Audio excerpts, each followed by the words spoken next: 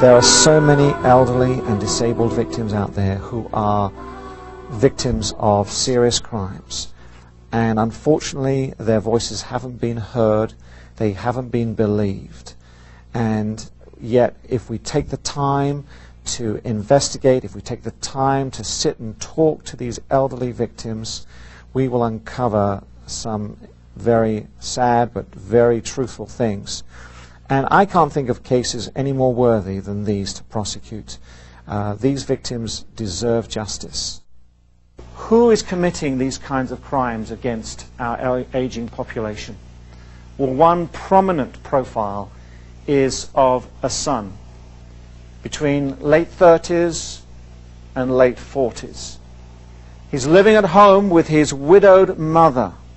And I am going to be focusing many of my remarks on those in your flock who are widows. It's interesting, in many religions and in many scriptures we are being commanded to look after two groups of people, orphans and widows. And it's widows that I see time and time again. It's our ministry to make sure that the widows in our flock are being properly cared for. And very often they are not, because the perpetrator is their own son living off his mother.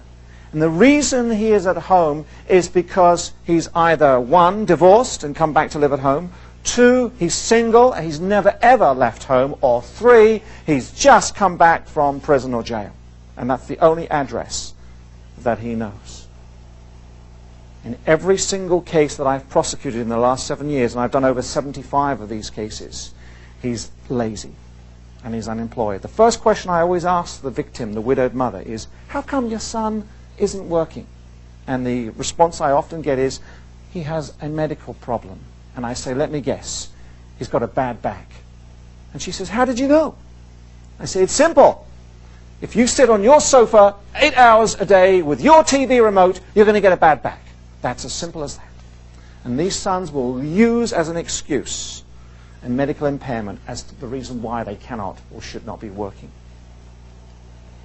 He has an addiction to either drugs, alcohol, or gambling, or a mixture of all three. And because these habits require money, where does he get the money from? From his mother.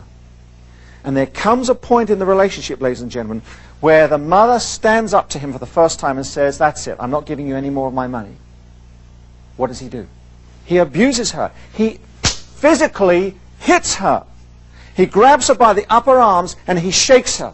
He throws her against the wall. He gets the nearest hard, blunt object and he whacks her around the head. Now, do you think the first time that he does that she calls 911? No. She's ashamed. She's scared. All the emotions are flooding in. She won't even call you. And if only she did. But perhaps you are going to be the saving grace for her. You prompt yourself or one of your staff members to go and make that unannounced visit to her home. And when you walk in there next week, you will see this son sitting there on that sofa at 3 o'clock in the afternoon when he should be out working. And you say to yourself, this is not right. What do we need to do as a community, as a body that owes something to this widow? What do we need to do to save her from being hit a second or a third time? On January the 1st, 2003, the law was changed to include all clergy in California to become what we call mandated reporters of elder abuse.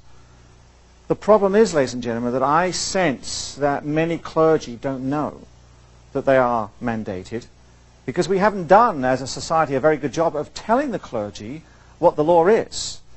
And secondly, even if they are aware of who are mandated to report elder abuse, the next question is, what is elder abuse? It's a crime. It affects anyone in California who is 65 years or older. And the thing about elder abuse, which I found in the last 7 years as a prosecutor doing these cases, is it's very predictable.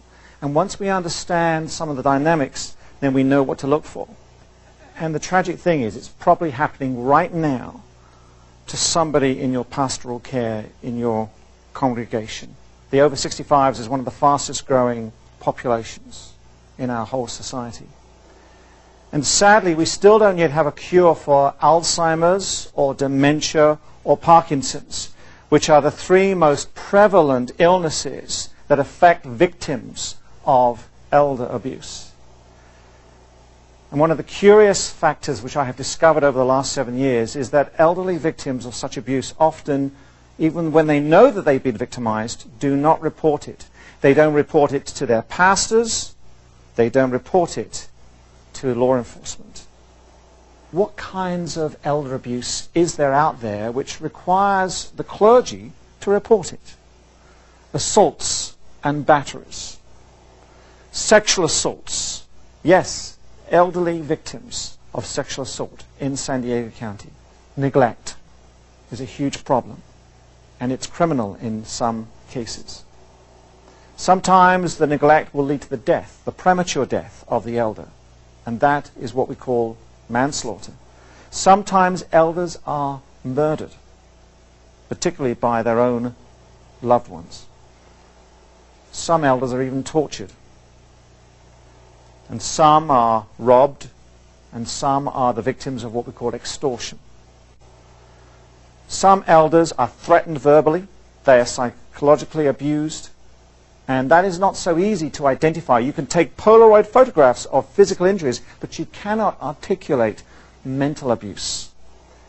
There are elders tonight who will be locked in their rooms before they go to sleep.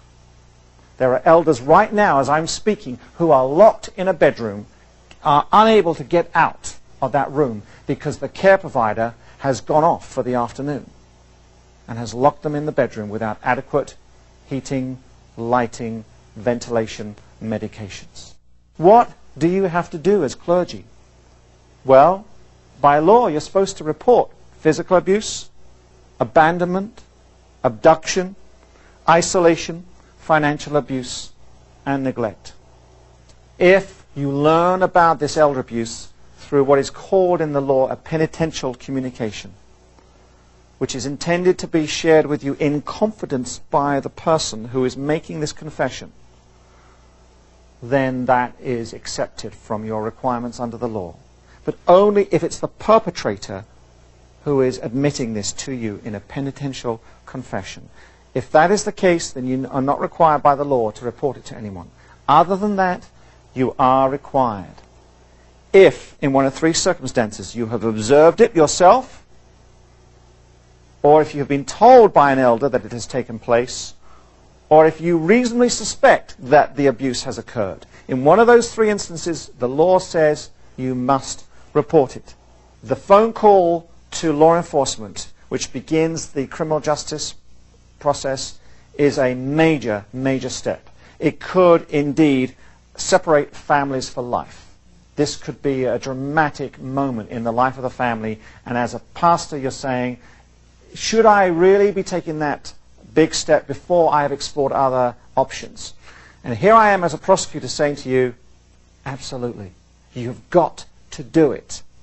And I say that based upon 7 years of doing these cases, where I've seen that the majority of these cases have only come to us because of repeated prior violations. And some of the murder cases that I have unfortunately prosecuted occurred because we didn't intervene at an earlier stage when we could have and we should have.